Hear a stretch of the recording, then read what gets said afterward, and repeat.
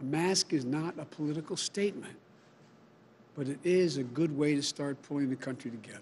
President-elect Joe Biden setting a new tone tonight on coronavirus, making clear it will be the top priority of his new administration. I won't be president until January 20th, but my message today is to everyone is this: it doesn't matter who you voted for. We can save tens of thousands of lives if everyone would just wear a mask for the next few months. Not Democrat or Republican lives, American lives. Biden and Vice President-elect Kamala Harris moving swiftly in their transition to power, announcing a coronavirus advisory board as the U.S. surpasses 10 million cases. Despite promising news about a vaccine, Biden delivering a grim warning. We're still facing a very dark winter. The 13-member board is led by 3 co-chairs, including Dr. Vivek Murthy, a Surgeon General from the Obama administration. It also involves some of the nation's top experts, including Dr. Rick Bright, a former Trump administration vaccine scientist and whistleblower who accused the White House of interfering in efforts to fight the virus.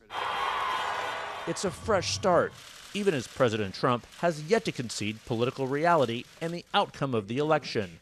Let this grim era of demonization in America begin to end here and now. Words of congratulations pouring in from around the world, including a call today from Canadian Prime Minister Justin Trudeau. But silence or defiance from most Republicans, with the notable exception of former President George W. Bush, who called Biden and Harris over the weekend and made clear the results should be accepted, saying, "The American people can have confidence that this election was fundamentally fair. Its integrity will be upheld and its outcome is clear. We must come together for the sake of our families and neighbors and for our nation and its future." Tonight, the refusal by the Trump administration to acknowledge the president's defeat has real consequences. A Trump appointee who leads the General Services Administration is refusing to sign a letter allowing the transition team to begin its work, saying an ascertainment has not yet been made about the election. Biden has instructed his aides to give the president and Republicans a bit more time, CNN has learned, before taking more aggressive steps. This election is over. It's time to put aside the partisanship and the rhetoric that designed to demonize one another. Kamala Harris making history and a confident declaration. While I may be the first woman in this office, I will not be the last. Harris will be the first woman, first black woman, and first person of Indian descent to be elected to the vice presidency. A lifelong friend tells CNN that Harris's life journey led her to this point. Kamala is representing young girls, women across this country, across the world. She's representing immigrants. She is representing black women. And I'm going to get emotional, but I don't think we have been recognized for being the backbone of this country, going all the way back to slavery. So she represents all of that. And while she's doing that, analysts say Kamala Harris will very likely be taking on significant responsibilities. Joe Biden himself has said he wants someone next to him to fill the kind of role he had for Barack Obama. You have to be willing to have someone with you who will tell you the truth that they think you're wrong. That means Kamala Harris could be the last voice in the room when the biggest decisions are made, a role Biden had demanded that he be given with Obama. And that could start during the transition. Given her experience as California's Attorney General and as a high-profile U.S. Senator, analysts believe she could have a strong voice in the selections of the U.S. Attorney General and cabinet positions. I definitely think that Harris will be the one in Biden's ear, letting him know who she thinks will be perfect for those roles. I mean, Harris was going to be working with all of these cabinet members in tandem along with Biden. Harris's experience on the Senate Intelligence and Judiciary Committees, observers say, could be something Joe Biden leans on. Maybe helping pick a future Supreme Court nominee if Democrats win control of the Senate and there is a Supreme Court vacancy. Maybe she will be, in some ways, like Vice President Biden was in the Obama administration, sort of almost a second Secretary of State going abroad.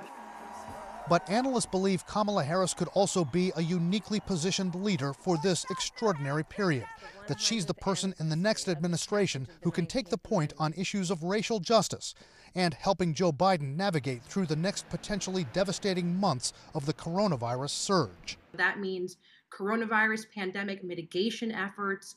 Perhaps she'd be using that to communicate to Black and brown communities, two places that she has focused heavily on as senator. Analysts tell us that in addition to being Joe Biden's bridge to those minority communities in America, that it's also likely that he'll count on Kamala Harris at age 56 to be his bridge to younger Americans. And that will also help position her for the office that she might seek after the Biden administration. Throughout the Trump administration, U.S.-China relations have been on a roller coaster. President Trump was elected in 2016 after campaigning against China, accusing it of manipulating its currency on the world market. We can't continue to allow China to rape our country, and that's what they're doing.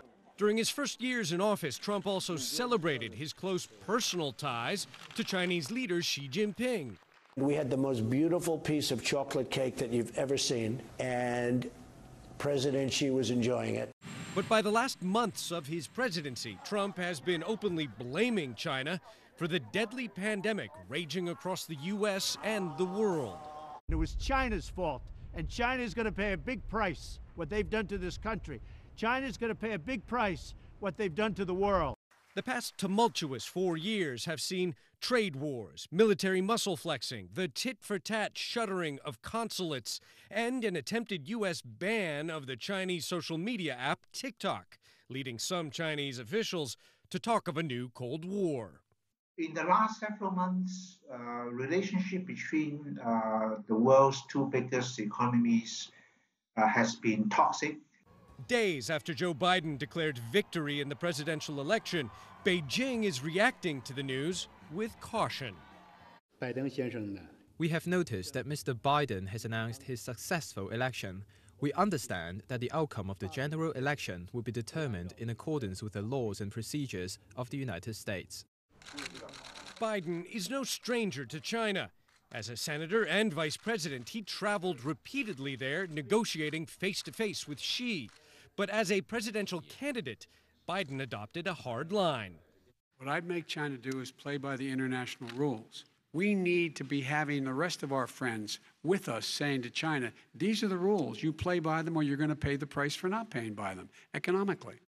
Chinese state media is warning relations are unlikely to improve under President Biden, acknowledging that both Democrats and Republicans share suspicion of China.